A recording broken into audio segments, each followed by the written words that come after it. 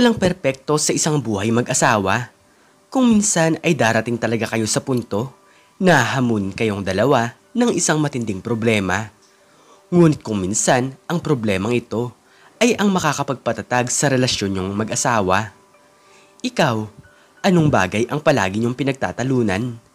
Kung ganun, ay tunghayan mo ang storyang ito na tiyak ay kapupulutan mo ng aral. Simula bata pa lamang ang babaeng si Mary Jane ay palagi na niyang naririnig ang kanyang mga magulang na palaging nagsisigawan. Paano naman kasi ay palagi silang kinakapos sa pagpepera at madalas silang maubusan ng pambili ng bigas. Rodolfo naman, baka naman pwedeng maghanap ka ng iba pang trabaho. Hindi naman kasi kumakasya ang kinikita mo sa ating pang-araw-araw. Alam mo naman na dalawa na ang ating anak. Dismayadong sabi ni Aling Cecilia. Alam mo naman na ito lang ang alam kong trabaho. Pasensya ka na talaga kung construction worker lamang ako. Ikaw, bakit hindi ka dumiskarte ng pera? Tutal, nasa bahay ka lang naman. Sagot ni Mang Rodolfo. Nang dahil sa tanong ng lalaki ay lalo pang tumindi ang pagtatalo ng mag-asawa. Ano? Nasa bahay lang ako? Oo, tama ka. Pero hindi mo ba alam kung gaano kahirap mag-alaga ng dalawang bata? Wala na nga akong oras para magpahinga. Inis na sabi ng babae. Yan tayo eh. Ayaw na ayaw mong mapagsasabihan ka. Pero hindi mo rin naman maintindihan na ginagawa ko ang lahat para sa ating pamilya. Napapagod din naman ako, Cecilia. Dismayadong sagot ng lalaki. Palaging ganito na lamang ang nangyayari sa kanilang bahay. Panay sigawan ang mag-asawa nang dahil sa mga problema nila sa pera. Kung minsan nga ay umaabot pa sa pagbabasag ng pinggan at pagsira ng mga kagamitan. Tinatakpan na lamang ni Mary Jane ang kanyang tenga dahil natatakot na siya sa pwedeng mangyari sa kanilang pamilya. Nang dahil sa ingay ay nagsimula na ring umiyak ang sanggol. Nay, Tay, wag na po kayo mag-away. Umiiyak na po si Bunso. Sana naman po ay maging masaya na ang ating pamilya. Umiiyak na sabi ng bata. Nang dahil doon ay nahimasmasan ang dalawa. Agad silang hindi nag-usap upang matigil na ang kanilang pagsasagutan. Hanggang sa lumipas sa mga taon ay palaging ganito na lamang ang nangyayari. Nasa kolehiyo na si Mary Jane kaya lalong bumigat ang kanilang mga gastusin. Nang dahil doon ay lalo ring tumindi ang pagtatalo ng mag-asawa. Dahil sa panahon ngayon ay mas kailangan niyang kumita ng pera. Palagi na lamang ako ang sinisisi mo. Nagtatrabaho naman ako ng marangal at wala naman akong bisyo. Malungkot na sabi ni Mang Rodolfo. Hindi naman sa ganun. Naawa lang ako sa ating mga anak. Alam mo naman na gusto kong maging maginhawa ang buhay nila. Bago tayo ikasal ay nangako ka sa akin na magiging masagana tayong pamilya. Paliwanag ni Aling Cecilia. Tingin mo ba ay hindi ako naaawa sa mga bata? Cecilia naman, sana naman ay maintindihan mo rin ang nararamdaman ko. Sagot ni Mang Rodolfo. Nagsimula na ulit ang pagtatalo ng dalawa. Hindi na kontrol ng lalaki ang kanyang sarili at nakapagsalita ito ng mas sakit na salita. Sa totoo lang ay pareho lang naman silang tama, ngunit walang nagpapakumbaba sa kanilang dalawa. Sa galit ni Mang Rodolfo ay hinawakan nito ang kanilang litrato, sabay binasag nito sa harapan ng kanyang asawa. Napatulala na lamang si Aling Cecilia nang dahil sa ginawa ng lalaki. Hindi niya maintindihan ang kanyang nararamdaman. Para bang ang dating sa kanya ay winasak na nito ang kanilang pamilya. Pati ba naman ang family picture natin ay babasagin mo? Lalaki ka ba talaga, Rodolfo? Umiiyak na sabi ni Aling Cecilia. Pati na rin naman si Rodolfo ay nagulat sa kanyang nagawa. Agad itong nahimasmasan at nakaramdam ng isang matinding konsensya. Pasensya ka na, mahal, hindi ko sinasadya. Nadala lang naman ako ng aking emosyon. Paumanhin ni Mang Rodolfo. Nang dahil doon ay hindi tumitigil si Aling Cecilia sa kanyang pag-iyak. Hindi niya akalain na magagawa ito ng kanyang asawa. Ilang minuto lamang ang lumipas ay nagpaalam na ang lalaki dahil kailangan itong pumasok sa kanyang trabaho. Wala doon ang kanilang mga anak dahil maagang pumasok ang mga ito sa kanilang eskwelahan. Tanging si Aling Cecilia lamang ang natira sa kanilang bahay. Lumipas sa maghapon ay nakauwi na ang dalawang bata. Nakita nila doon si Mang Rodolfo na parang problemado. Lumipas pa ang isang oras ay hindi pa rin umuuwi ang kanyang asawa. Tay, nasaan na po si nanay? Bakit hindi pa siya umuuwi? Tanong ni Mary Jane sa kanyang ama. Hindi ko alam anak. Nagtalo na naman kasi kami kanina. Baka nagpapahangin lang sa labas. Malungkot na sagot ni Mang Rodolfo. Ngunit lumipas ang isang gabi ay hindi umuwi si Aling Cecilia. Kabang-kaba na sila kung saan ba nagpunta ang babae. Pero ang sabi ng karamihan ay nakita daw nila kahapon na naglalakad-lakad sa labas. Binati ko nga si Maring Cecilia kahapon pero hindi niya ako pinansin. Dire-diretso lang siya sa kanyang paglalakad. Sabi ng isa nilang kapitbahay. Talagang kabang-kaba na ang mag-anak. Hindi pumasok ang magkapatid sa eskwelahan at sa araw na iyon ay hindi rin nagtrabaho si Mang Rodolfo. Maghapon nilang ipinagtanong-tanong kung may nakakita ba sa kanilang ina. Ngunit kahit na isa ay wala raw nakakita. Nasaan na kaya ang nanay niyo? Cecilia naman, umuwi ka na sa ating bahay. Malungkot na sabi ng lalaki. Umiiyak na rin ang magkapatid dahil nag-aalala na sila sa kanilang ina. Lumipas pa ang ilang araw ay inireport na nila ito sa mga pulis. Nangako naman ang mga ito na agad silang babalitaan kapag may nasagap na silang balita tungkol kay Aling Cecilia. Hanggang sa lumipas pa ang mga buwan ay nawalan na talaga sila ng pag-asa na muling uuwi ang kanilang ina. Gulong-gulo na ang isipan ni Mang Rodolfo na baka nakahanap na ito ng ibang makakasama. Bakit ba kasi wala akong pinag-aralan at construction worker lamang ang alam kong trabaho? Pasensya na kayo mga anak kung mahirap lamang tayo. Umiiyak na sabi ng lalaki. Huwag niyo pong sisiin ang sarili niyo, tay. Lahat naman po ng tao ay nagkakaroon ng problema. Malungkot na sagot ni Mary Jane. Lumipas pa ang mga taon ay hindi na talaga nila nakita si Aling Cecilia. Kahit na isang beses ay hindi man lamang ito umuwi sa kanilang bahay. Mas masaya pa ang buhay nila kahit nag-aaway ang kanilang mga magulang. Iba pa rin talaga ang saya kapag buo ang isang pamilya. Hanggang sa isang araw ay nakatapos na si Mary Jane sa kanyang pag-aaral sa kolehiyo. Tumingin na lamang si Mang Rodolfo sa kalangitan at nagbanggit ng mga salita. Kung nagtiwala ka lang sana sa akin, Cecilia, kaya ko namang tuparin ang mga pangako ko para sa ating mga anak. Malungkot na sabi ng lalaki habang ginaganap ang graduation ng kanyang anak. Inggit na inggit naman si Mary Jane sa ibang mga estudyante. Kasama ng mga ito ang kanilang ama't ina. Masayang masaya dahil nakatapos na sila sa kanilang pag-aaral. Buti pa sila may nanay, samantalang kami ay may kulang na sa aming pamilya. Kailan ko kaya muling makikita si nanay? Gusto kong sabihin sa kanya na mahal ko siya.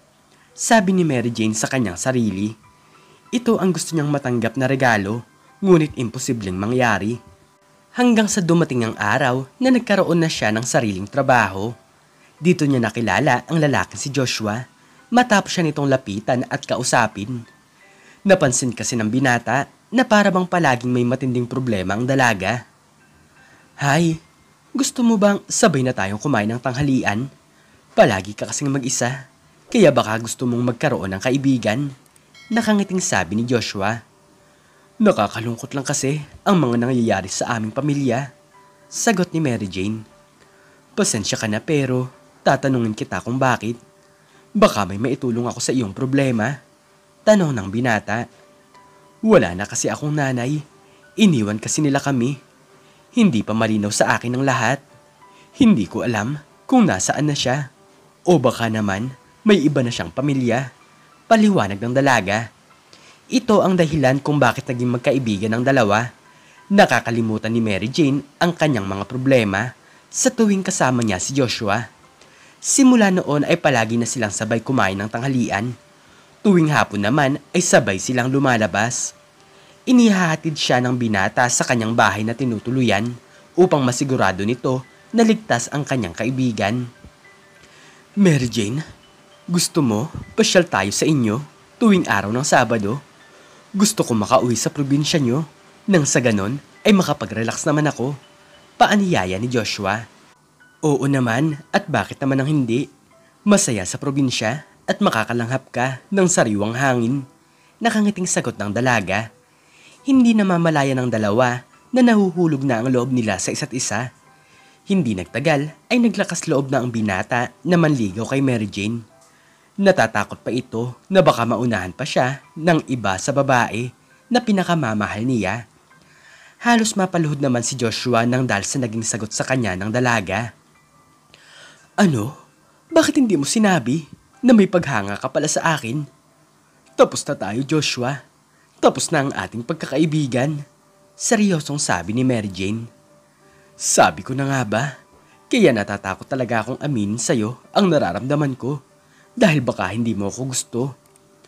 Tama nga ako na ito ang magiging dahilan ng pagtatapos ng ating pagkakaibigan. Malungkot na sagot ni Joshua. Ngunit nagkakamali pala ang binata.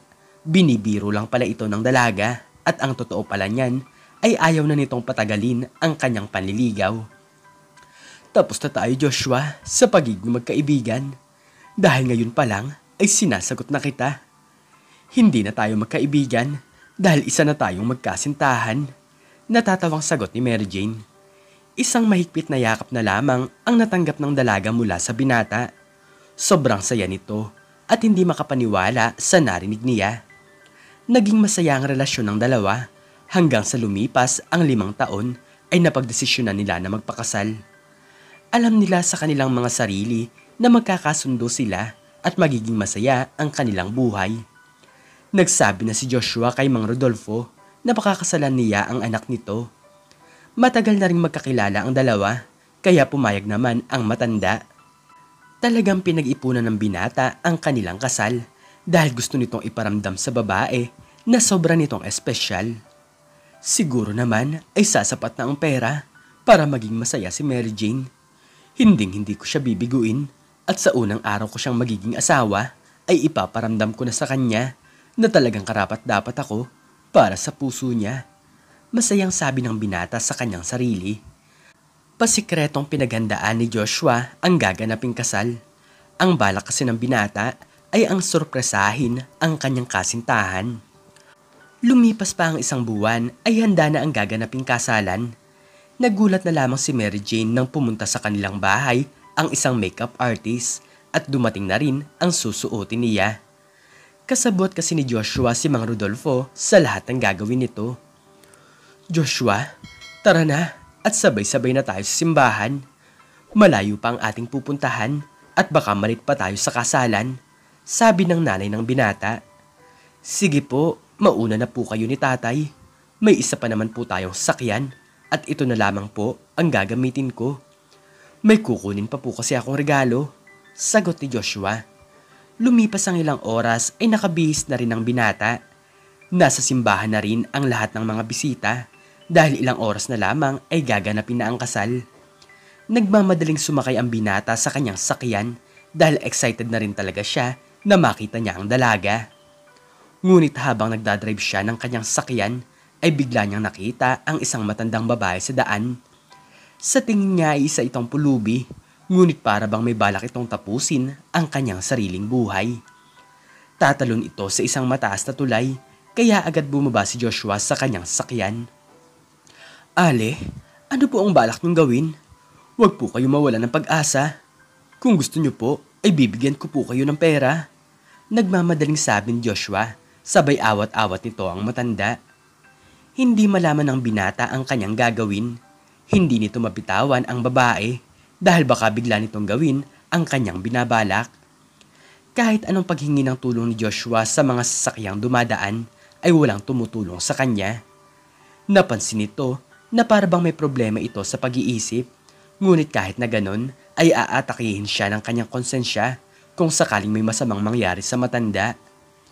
Hindi malaman ni Joshua kung ano ang kanyang uunahin dahil sa maikling oras ay gaganapin na ang kanyang kasal. Mary Jane, patawarin mo ako. Hindi ko talaga alam kung ano ang uunahin ko. Kinakabahang sabi ng binata sa kanyang sarili. Mabuti na lamang at may mga pulis na dumaan. Tinulungan siya ng mga ito, kaya bumitaw na siya sa pagkakayakap sa matanda. Agad niyang kinuha ang kanyang telepono upang tawagan ang kanyang mapapangasawa. Pasensya ka na talaga. Nagkaroon kasi ng emergency. Tinulungan ko yung matandang babae na gustong tapusin ang kanyang buhay. Nagmamadaling sabi ni Joshua. Paano na yan? Kanina pang naghihintay ang ating mga bisita. Pati na ang paring magkakasal sa atin ay hindi na malaman kung tuloy pa ba ang kasal. Kalahating oras ka ng late, Joshua, at may misa pa daw mamaya. Sagot ni Mary Jane. Nang makarating ang binata ay nag-uwian na ang ibang mga bisita. Nasayang lang ang lahat ng kanyang pinaghirapan at alam niyang dismayado ang kanyang kasintahan. Pasensya ka na talaga, Mary Jane.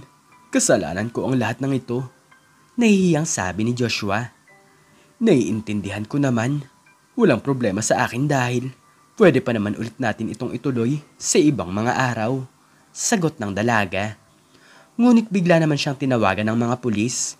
Inanyayahan siya ng mga ito na pumunta sa police station para sa isang interview.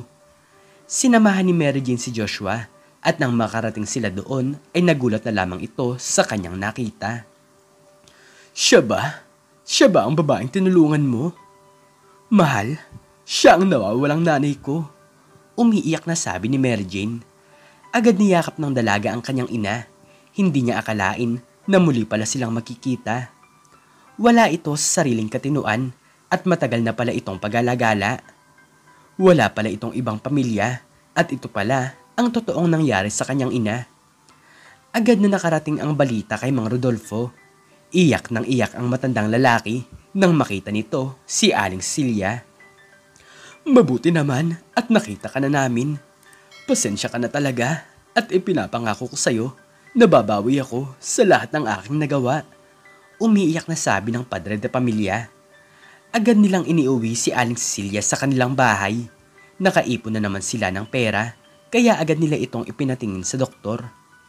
Malaki pa daw naman ang tsansa na maging maayos pa ang pag-iisip ng matandang babae at ipapaalala lang daw nila dito ang mga dating nangyari. Maraming mga gamutan pa ang kanilang pinagdaanan kaya hindi muna nila itinuloy ang kasal.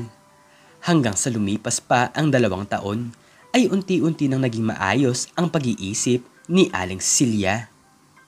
Mga anak, Rodolfo, sabi ng babae. Agad nitong niyakap ang kanyang pamilya dahil naging maayos na ang pag-iisip niya. Nang dahil doon ay muling naging masaya ang kanilang pamilya. 1 linggo ang lumipas ay ipinagpatuloy na nila ang kasal. Ito na ata ang pinakamagandang regalo ni Joshua sa kanyang mapapangasawa. Ito kasi ang matagal ng pangarap ni Mary Jane, ang muli niyang makita ang kanyang ina. Hindi akalain ng babae na naroon si Aling Cecilia sa araw ng kanyang kasal. Iyak ito ng iyak dahil ito na ata ang pinakamasayang araw na nangyari sa kanyang buhay. Simula noon ay iniwasan na ng mag-asawa na magtalo. Ang pera ay kikitain at natural lang na may problemang dumating. Ang mahalaga ay pagtulungan niyo itong solusyonan at hindi yung pagtatalunan. Lumipas sa maghapon ay matagumpay nilang naipagdiwang ang kasal. Pinayuhan sila ng kanilang mga magulang tungkol sa buhay mag-asawa. Cecilia, salamat naman at muli ka na naming nakasama. Patawarin mo ako sa aking mga pagkukulang. Masayang sabi ni Mang Rodolfo. Patawarin mo rin ako sa aking mga nagawa. Wala kang pagkukulang. Sadyang nadala lang ako sa ating mga problema. Masayang sagot ni Aling Cecilia. Ngayon ay naging malinaw na ang lahat sa kanila. Hindi talaga sila iniwan ng kanilang ilaw ng tahanan. Nawala lang ito sa sarili niyang pag-iisip, kaya nawala ito sa kanilang bahay. Kinalimutan nila ang masasamang nakaraan. Itinuring nila ito bilang isang aral sa kanilang buhay na ang problema ay hindi dapat pinoproblema. Dapat bago ka mag-asawa ay alam mo na sa iyong sarili na hindi palaging masaya. Darating ang mga problema na susubok sa inyong dalawa. 3 taon nang lumipas ay masaya ang mag-asawa habang inaalagaan nila ang kanilang apo. Nagtulungan ng dalawa sa kanilang buhay at nang dahil doon ay hindi na nila pinoproblema ang pera. Hindi biro ang buhay mag-asawa. Dapat tayong magtulungan sa hirap at ginhawa. Ibigay mo ang tiwala sa iyong minamahal upang ang buhay niyo ay maging masagana. Kung may hindi pagkakaintindihan ay pag-usapan nyo ng mabuti. Huwag pairalin ng galit ng puso at dapat nyong isipin ang inyong mga anak. Hindi hiwalayan ang solusyon sa isang pagtatalo. Ang isipin nyo ay ang masasayang alaala na kung saan ay kung paano kayo nabuo bilang isang mag-asawa. Ikaw, anong natutunan mo sa istoryang ito? I-comment mo sa baba ang iyong natutunan. At hanggang dito na lamang po nagtatapos ang aking istorya at sana po ay nagustuhan nyo ito. Please like, share, and subscribe and click the notification bell para lagi kang updated sa mga bago kong istorya. Muli ay maraming salamat po at God bless us all.